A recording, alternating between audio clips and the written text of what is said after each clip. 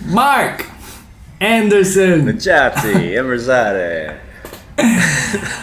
Hey man, what are we talking about today? We are talking about memorable concerts.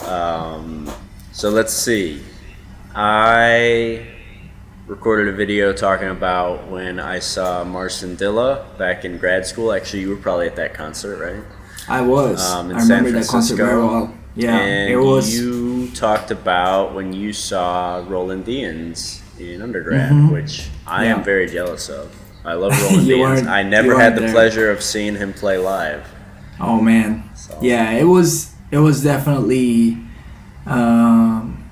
something that I'm so thankful for, for that moment. And I wish you were there, because I'm sure that concert would have inspired you also. But let's start with Marcin, and Is that? let's see. Am I saying his name wrong?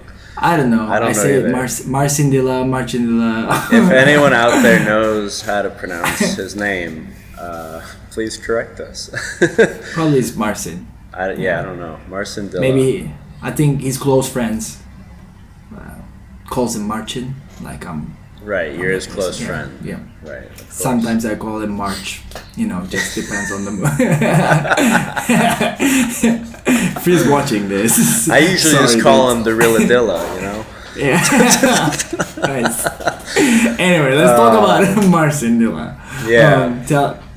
Tell us that moment a little bit more. Well, I mean, like I said in that video, I mean, it was cool for two reasons. The Tres Piezas Rodrigo set, I just absolutely love that set.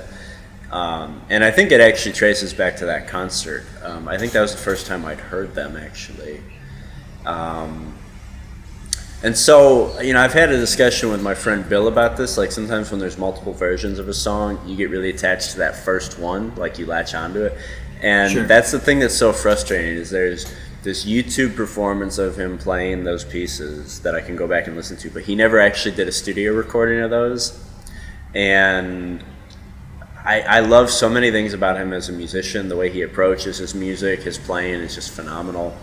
And that approach, is kind of what I got to learn more about in the masterclass with him prior to the concert. But I honestly don't typically like his repertoire selection. So that concert was great because he played the Tres Piezas, but I never listened to his recordings because I'm just not that interested in a lot of the music he's recorded. Yeah, I think I'm not a big fan of sitting down and listening to his recordings. Right. But I remember that concert so well myself. Yeah. And the way he was in control of that instrument and in control of the repertoire that he was playing was really, really almost shocking. Like, I remember, maybe it was with you, maybe it was with some other friends. The concert ended, and I just wanted to go back to my apartment and play my guitar the way he played his guitar, like the way he was pulling those chords out of the instrument. And I always talk about this to other people too. When I saw his concert or his masterclass, and I remember he was just spending, I don't know, half an hour on just two chords, just trying to make it ring in the way that you want to, and pull it out, enjoy that moment and then enjoy that note. Like when you're playing that note, really just feel that motion going there. And it just really again, until today, I have those moments in my practice sessions where I try that motion, right, to see if it gives me that feel, and it does. It always does. It's just creating that. Yeah, two things about that. One, I think, when you give gestures, physical gestures while playing, I think it does give you a feeling playing it, which affects how you play it. But I think because we're so visual, anyone who's watching, it does affect the way they hear it too. But you're talking about sort of him pulling sounds out of his instrument, physically pulling them out, not even pulling, that sounds too aggressive, but just gently coaxing them out of his guitar. And in the masterclass I played actually a Dyens arrangement of Chopin waltz, and we focused for 20 minutes on the first 8 bars because Yeah. you know, Chopin, it's like melody and accompaniment, and then, you know, when you do it on the guitar, it's sort of melody, and the accompaniment in this case was reduced more or less to like a bass line with just like the chords sort of fit in there. And so he's looking at that bass line and hearing me play it. Well, first, you know, we're looking at the melody, and he's having me sing the melody, and like, figure, how do you want to phrase this melody? How do you want to land on this note? You know, is it coming down with a thud, or is it just sort of gently being placed? And then, you know, so you sing it and then you play it on the instrument where you can best imitate the qualities of the singing. And then when you're playing it with everything else, you're still trying to sort of capture all that musicality that you envisioned for it. And then you take that and you do that with the bass line. And now you've got both these lines, and, you know, so like making me think of just the continuity of the bass line, because the thing I was doing is like, depending on what I'm plucking in the melody, I'll play this bass line and suddenly there's a note that pops out that's not supposed to, and yeah, like all those, it's just so detailed and so precise and so intentional. Like he knows what he wants the music to sound like, and then his mission as the guitarist is to make sure it sounds like that, to give you like a very clear experience when you're listening. Yeah, and that, I think, is the thing that sticks with you when you have that kind of moment when somebody is like thinking that and you're like, that's why he's up there.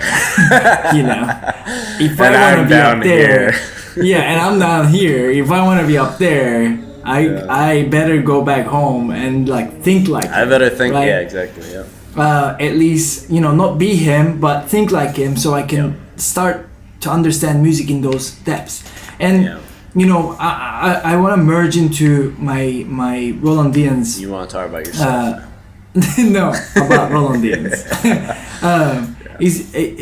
And that's another thing also. I think, you know, Marcin Dylla, Marcin, whatever.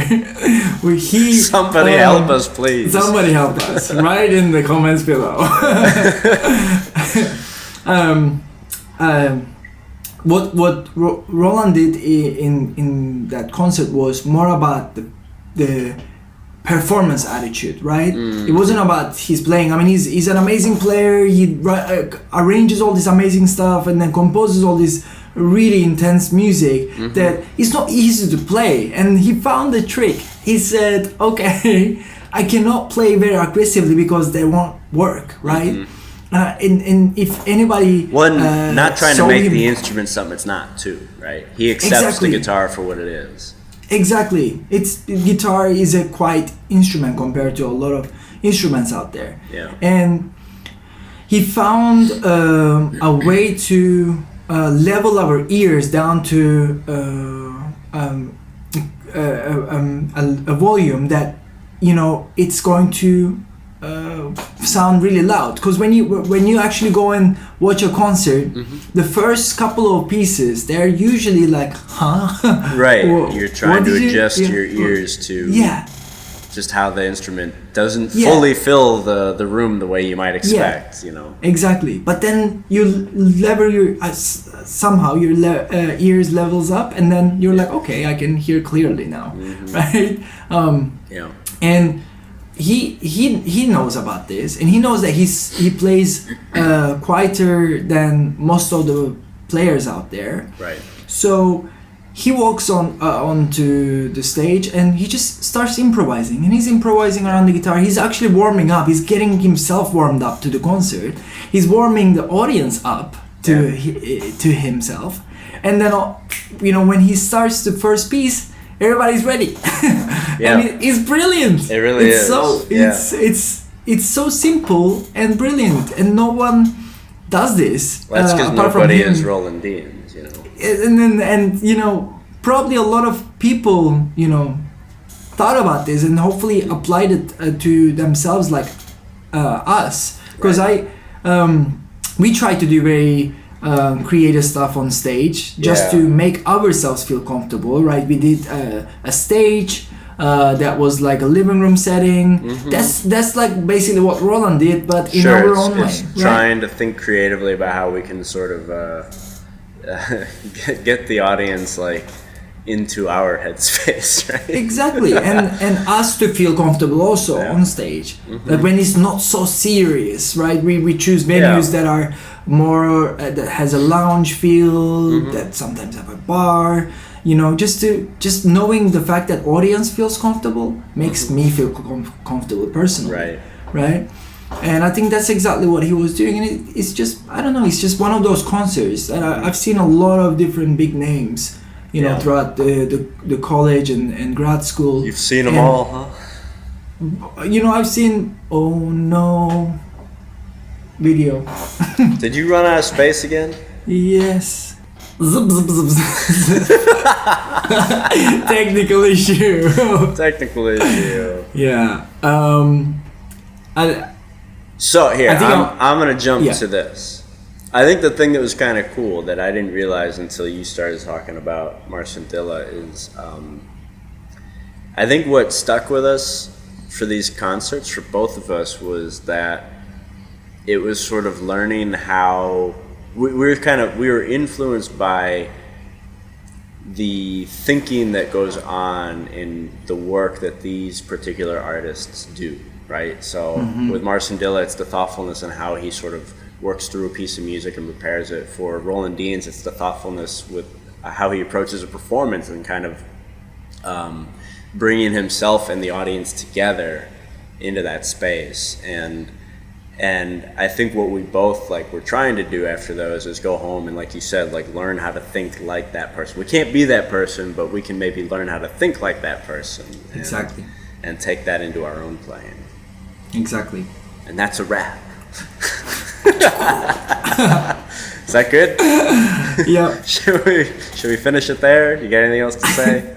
I don't. I think you wrapped it up pretty well. There you go. Yeah. But there's, you know, those two concerts. Definitely. I was lucky enough to be in both of them. I think they were very memorable concerts. If any of you watching this and enjoying this conversation, please let us know your memorable concert. That's right. Comment. Let us know what the memorable concerts were for you. Email Mark. Email Mark at... I got nothing. Don't email Mark. Yeah. Cool. All right. Good chat. Talk to you later. Bye.